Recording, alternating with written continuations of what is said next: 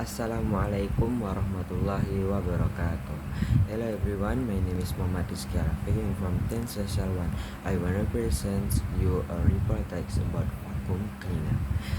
A vacuum cleaner is an appliance that cleans floor and other surface by sucking up dust and dirt.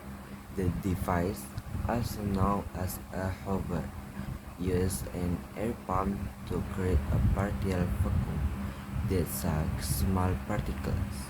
The dirt that is sucked up by the vacuum cleaner is then collected in a dust bag to be disposed of later.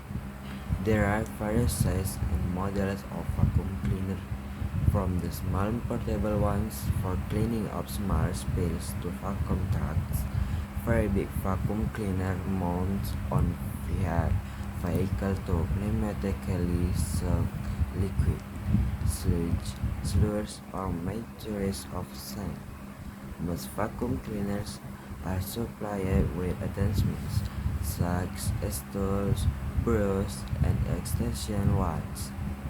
These attachments allow the cleaner to reach otherwise inaccessible place or to be used for cleaning a variety of surfaces.